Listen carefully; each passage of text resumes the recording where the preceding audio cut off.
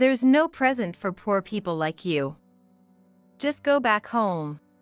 We couldn't understand the words coming out of my sister-in-law, Caitlin's, mouth.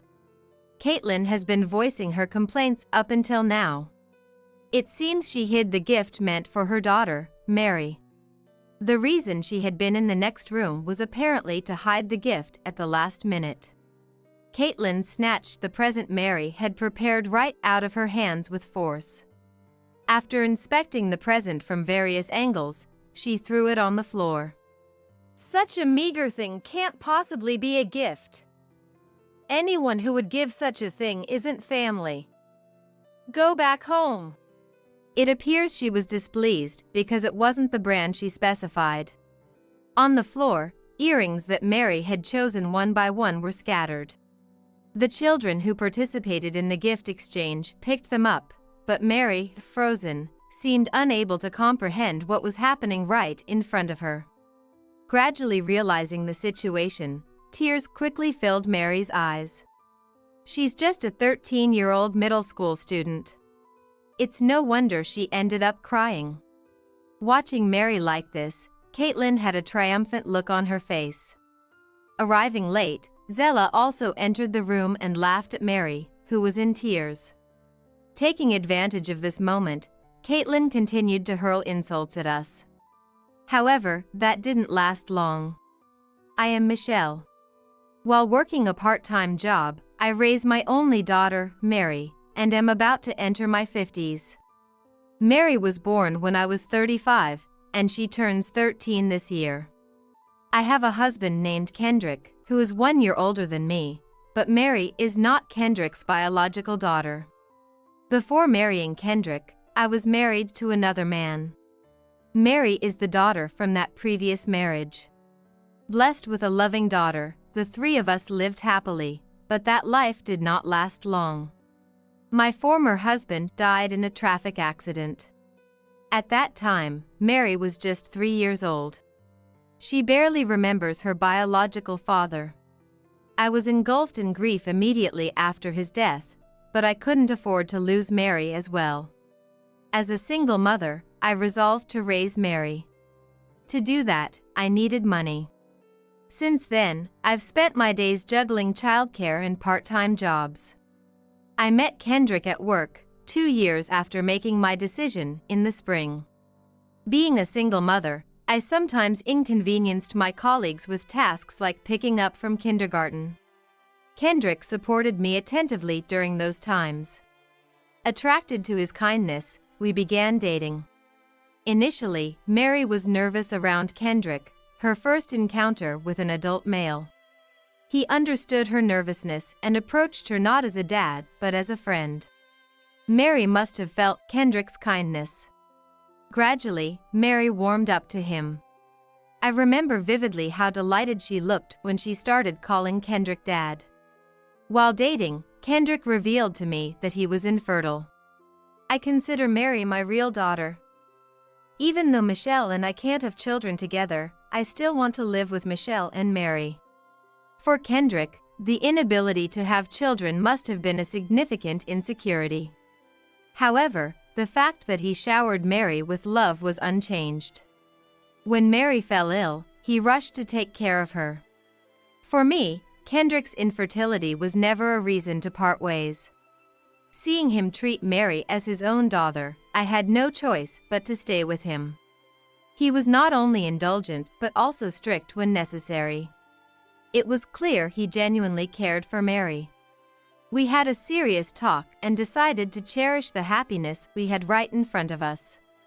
After opening up, Kendrick became even more caring towards Mary and me. We started living together, and when Mary was 8, we got married. Kendrick's father, John, warmly welcomed our marriage. John adores Mary as if she were his blood-related granddaughter. Mary has also grown fond of John, and we have managed to build a good relationship with him. However, Kendrick's mother, Zella, saw me as a woman who seduced her son for money. Whenever we visited Kendrick's parents, she blamed me for everything. Whether it was missing dishes or a speck of dust, it was always my fault. The list goes on. And it wasn't just Zella who berated me. Kendrick has an older sister named Caitlin, who is 2 years older than him. Caitlin is married and a working mother of 3 daughters, ranging from high school to middle school age. The nieces are all calm in nature, much like their uncle Alex. Since she lived about a 10-minute walk from her in-laws, she often brought the kids over to play. We only go back for summer vacations or Christmas vacations since it takes us about 3 hours by car using the highway. So, we do see Caitlin and her family from time to time. Caitlin is the type who isn't satisfied unless she's number one. She harasses me along with Zella, and she always has to show off her latest designer bag. We're not that well off, so this is the best we can do. My family lives in Chicago, and we're currently in Washington, which is quite a distance away. We don't communicate often, so financial support is not something we can count on. I work a part-time job too, but I don't have the luxury to afford branded goods. Knowing this, she still flaunts it. Caitlin works a part-time job as well, but I guess Alex makes a good income. You can't use off-the-rack clothes and bags. You need to have proper branded ones. Today's outfit cost me about $10,000 in total. Caitlin's children were wearing off-the-rack clothes, so it seems she's satisfied as long as she can dress herself up. I'd rather spend money on making Mary happier than on myself. Our ways of thinking are quite different. I've been getting sick of Zella and Caitlin. It seems Mary doesn't have a very good impression of Zella and Caitlin either. I'm watching videos in my room, and she hides whenever she sees them. I feel sorry for involving Mary in adult conflicts, even though she's still a child. Both of them always have something to say, don't they? I'm sorry. It's always been like this since the past. Remember, Dad and I are always on Michelle's side.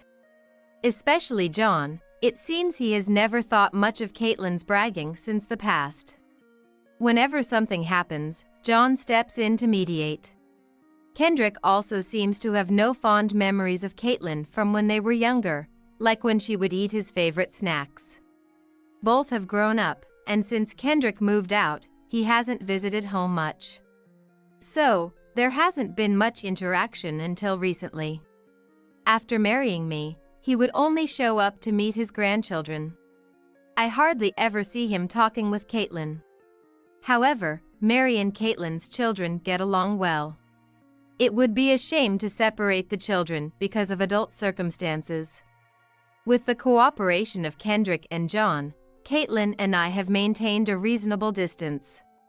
Fortunately, she hasn't come to our house so far. If I just endure it a few times a year when we meet, everything will be fine. Once Mary grows up, we'll probably see each other less. Just a little more patience. I'm okay. I reassure Kendrick and myself with these words. One day, when the town began to light up with Christmas decorations, we received a message about a Christmas party at the in-laws. John, being considerate, invited Mary. It seems Caitlin is the organizer, but John is also helping out. Naturally, Mary wants to go. Mary is only 13 years old. Sending her alone on a 3-hour one-way trip to her grandparents, when she's not even used to taking the school bus, is too risky. On the day of the party, it's Christmas vacation, and both Kendrick and I are off work. We decided to take Mary to the in-laws for the party. Christmas parties usually mean exchanging gifts. We can't afford anything too expensive, but we decided to prepare a gift. Upon hearing this, Caitlin went ahead and specified the gift herself. A gift list was sent along with the invitation. Looking through it, there were items like luxury brand necklaces and cosmetics, things you wouldn't think children would use. Each and every item was over $500. What does she think children's gift exchanges are? I've never seen Caitlin's children wearing branded items. So, this list is probably not what the children want, but what she wants for herself. We ignored the instructions and let Mary choose the gift herself. Mary couldn't decide in one shopping trip, so we went multiple times to buy the present. Each time, the options increased, and I watched Mary happily making her choices. Eventually, she settled on earrings and an eraser, totaling $30 for the gift. Mary was counting down the days to the Christmas party. It's a special occasion, after all. To avoid any disputes, we decided to be as careful as possible. Then the day arrived. Caitlin's children had stayed over the night before to decorate. The luxurious Christmas cake and roast turkey were apparently handmade by John, who used to be a chef. They wanted the children to enjoy themselves, so the adults tried not to gather too much in the room. The in-laws' house has a dining room next to the living room, with a small room at the back that used to be Kendrick's childhood room. While the Christmas party was happening in the living room, the adults were swapping drinks in the dining room. Alex couldn't attend because he was busy with work. You could hear the lively voices from the living room in the dining area. The adults were making small talk, sounding cheerful. Caitlin probably didn't want to see me. She was in the room when there were luxurious meals, but now she's nowhere to be found. I didn't want to confront her either, so it worked out. As the party was winding down, it was time for the gift exchange. "I want you to take my present," Mary said, holding out the gifts to her cousins with both hands. They seemed happy to accept the presents. It was Caitlin who had made the list of gifts, not her daughters. It's a gift meant for children. Letting the actual children choose was the right decision. The exchange was done in an old-fashioned way, with music playing, and whoever had the item when the music stopped would keep it. Caitlin's children were puzzled because there weren't enough presents, even though they had prepared one each. I was roped into searching for the missing present. Half-eaten snacks and toys used for playing were scattered on the floor. It must have gotten lost somewhere. However, searching the room, one gift was still missing. Could it have been accidentally thrown away? Just then, Caitlin, who had been out of sight, walked into the living room.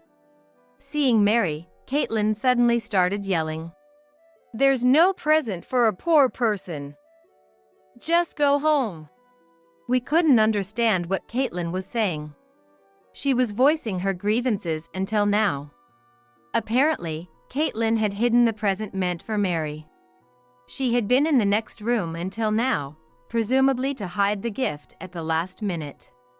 Caitlin forcefully took the present from Mary's hands.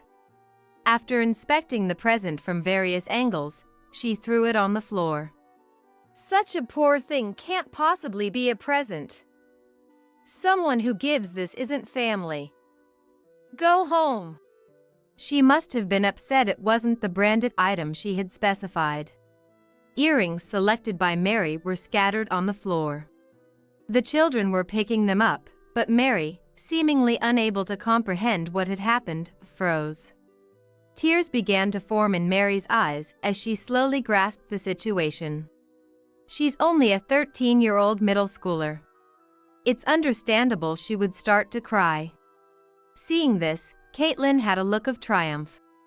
Zella entered the room late and laughed at Mary, who was in tears. Taking advantage of the situation, Caitlin continued to berate us. But it didn't last long. "You're the one who should leave, Caitlin." John rushed in from the dining room next door. While wiping Mary's tears, he started yelling at Caitlin. John is usually mild-mannered, and I've never seen him angry or irritated. But now, he was shouting with a look that could scare the devil himself. Not just Caitlin, but Zella, who had been mocking along with her, was silenced. "Dad, did you hear everything? I was the only one looking for the present with the children. John is not good with alcohol, so they must have thought he wasn't watching." John and Kendrick had seen everything. In fact, only Zella and Caitlin were drinking alcohol. John and Kendrick were drinking non-alcoholic beer. While I was scrambling to find the present, Kendrick had been telling John that Caitlin had demanded brand name items. Even John thought that was unacceptable and had been waiting for the right moment. But that wasn't all. Caitlin's children started to comfort Mary. "What are you doing? Poverty is contagious." Caitlin frantically tried to persuade the children to stay away from Mary with a panicked voice. The children ignored Caitlin's persuasion. In a panic, Zella also tried to call the children back. But they all faced Mary, not turning back at all, as if their actions were showing that what the two were doing was wrong. It seemed Caitlin and Zella had thought the children would always be on their side. Seeing the children's actions, Caitlin and Zella were flustered. "When will you stop wanting brand name things? You're just a working mother now." To my surprise, after moving the children to another room, John shared a story from the past. It turns out Caitlin had always had a spending problem. In her student days, Caitlin started working at a girls' bar wanting money to play. Unlike convenience store part-time jobs, the girls' bar paid well. It's understandable for a girl fresh out of high school to get carried away with so much money. Moreover, the job required dressing up in brand name dresses and bags. Caitlin would work at the girls' bar, buy the latest brand name bags, and increase her shifts when she ran out of money. This lifestyle continued for 3 years. However, she quit in her 3rd year of university because John found out she was working at the girls' bar. Caitlin tried to keep working in secret, but she gave up when threatened with being kicked out of the house. John said that was the only time he had ever shouted at Caitlin. After quitting, she worked as a supermarket cashier and eventually became an office worker at a general company, where she met and married Alex, then quit her job. Even after quitting, she couldn't escape the lifestyle of buying brand name items. Alex frequently scolded her for it. "If you can't buy it yourself, it means it's not suitable for you. Don't make others buy it for you." The gifts she demanded from us were all things Caitlin wanted to buy. "What's wrong with that? Isn't that what presents are for?" Caitlin retorted, gasping for breath. "Caitlin, you're living on your part-time income now, right? How can you afford so many brand name items?" I'm just increasing my shifts. I bought everything with my own part-time income." She hesitated a bit, as if hit where it hurts. John didn't miss that hesitation. "Then what's this?" John pulled out his mobile phone and showed us a screen. It displayed the total amount of debt from a private financial institution. "Why do you have this?" "I saw it in Zella's room. There's no better proof than this." Caitlin fell silent and looked down. The atmosphere was no longer that of a Christmas party. That day ended with us being told we were better off leaving. For the children, it probably became a Christmas they'd rather forget. We bought Mary's favorite stuffed animal on the way home and decided to have a family party of our own. 3 months later, John contacted us. Caitlin had gotten a divorce. Alex hadn't known about the debts. He panicked and conducted a personal investigation after learning about them through John. Shockingly, Caitlin had canceled the children's educational insurance and spent all the money on brand name items. Alex couldn't forgive her and chose divorce. Caitlin, taking Zella with her, stormed into Alex's parents' house. However, that backfired, and she was disowned. Since that Christmas, the children had also distanced themselves from Caitlin. Fortunately, they were all over 15 and chose to live with their father, Alex. Caitlin is now facing claims for alimony and child support in the divorce proceedings from Alex. Although the payments are in arrears, Alex isn't struggling with childcare finances because of his earnings. However, raising 3 children alone as a man is quite challenging. He had been busy with work even when he was married, often leaving the house empty. That's why he couldn't attend the Christmas party. Should I help with everyone's studies? I'm currently researching online courses at work, so it would be perfect. Kendrick has always loved children. His nieces were fond of him too, and he would sometimes teach them when they were at his in-laws. He owed it to them for defending Mary. Officially requested by Alex, Kendrick began to occasionally oversee his niece's studies online. Even though it's been half a year since the divorce, I still get snide messages from Caitlin every now and then. On the other hand, Caitlin continued to blame Kendrick and her nieces. I raised them. What ungrateful daughters! I raised them with kindness. They'll surely regret this. Divorce is out of the question. After the divorce, Caitlin apparently returned to her parents' home. Since then, Zella has always sided with Caitlin, no matter what, despite her volatile temper. John began to question Zella's behavior. Zella, who used to scold Caitlin, is now affirming everything. The current Zella would certainly seem odd to anyone. When John started investigating Zella secretly, he found decisive evidence. John asked us to check it out, so we visited his house for the first time since the Christmas party. Kendrick and I had been keeping our distance from his house. Since John regularly visited our home, there was no reason for us to go there. The two always went shopping at the same time. When we arrived, they were out. The living room, once lavishly decorated, now had only John's dishes laid out, giving off a melancholic vibe. Going through them, we found debts listed under John's name. There was no need or reason for John to be in debt. As we finished going through everything, we heard the front door open. They must have seen our shoes. The two rushed into the room in a panic. Why are you two here?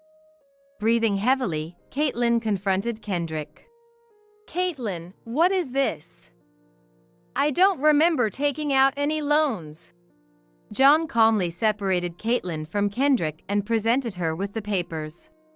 It was the debt details borrowed under John's name because Caitlin could no longer borrow under her own. And isn't this under Zella's name?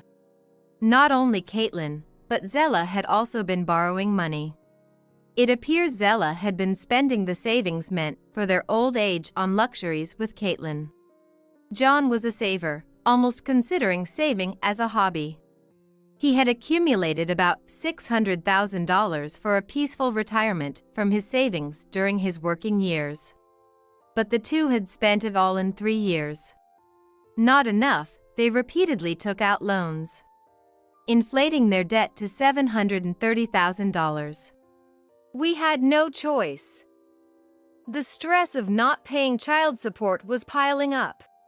Exactly. It's all the fault of the person who divorced us. Don't shift the blame. The responsibility lies with you two for not controlling your desires. Caitlin and Zella continued with their unseemly excuses, blaming Alex, the daughters, John. Where did they get the idea to blame others? John refuted all their arguments with sound reasoning, and finally, the two fell silent.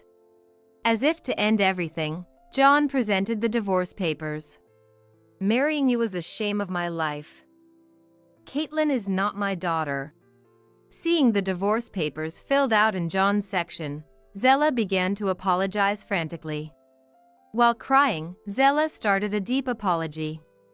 Yet, Caitlin just looked on, offering no apology. Zella started urging Caitlin to apologize too, but Caitlin, unwilling to apologize, argued back. With nothing left to say, John left the scene. What are you doing standing around? Go bring Dad back. After John left, Caitlin began to panic. Everything had been just talk, and she hadn't expected any action. Now you're trying to ingratiate yourselves with us? After everything you've done. Please, don't involve us anymore. Staying any longer wouldn't do any good. We also left the in-laws' house. That night, while relaxing in the living room, the doorbell rang. It was past 10 p.m. An unreasonable time for a visitor. At the door stood Caitlin. Kendrick said he would handle it, so I watched from the living room. What do you want at this hour? For a brother without seeds, you're awfully cheeky. Just let me in already. Apparently, after we left, Caitlin and Zella had an unprecedented fight. And Caitlin was kicked out of the house. She tried going to Alex's, but was, of course, turned away. Unwilling to spend money on a hotel, she came to our place intending to crash. This is a joke. Leave now or I'm calling the police. We're family, aren't we? Just let me in already. Ignoring Kendrick's warnings, she continued to cause a scene loudly. Even when warned about disturbing the neighbors, Caitlin only became more agitated. With no sign of her leaving, we did as we said and called the police to have Caitlin removed. Why should you two be happy? I will never forgive you. As she was being taken away by the police, she spat out those parting words. Kendrick, Alex, and I had all tried to reach out to Caitlin at first. She had destroyed all of that herself. Approaching 50, Caitlin likely won't change her personality now. Having lost money and family, she can't accept that she's reached a point of no return. Later, we received a thank you call from John, along with a report on the two. Apparently, Zella and Caitlin had been blaming each other. Eventually, they became estranged from each other. Both burdened with debts in their own names, they're living in poverty. Zella paid the compensation money for the divorce lawsuit to John immediately, but she didn't have the means to come up with such a large sum instantly. She must have taken on new debts to make the repayment. Fortunately, the debts taken out in John's name could be covered by the compensation money.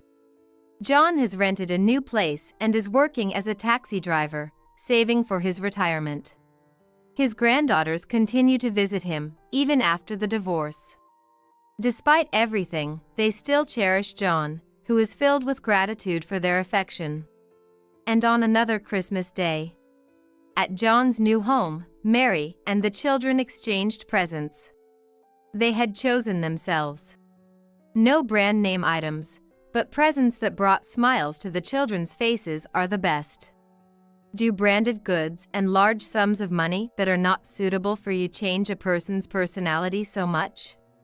This incident made me rethink the value of money.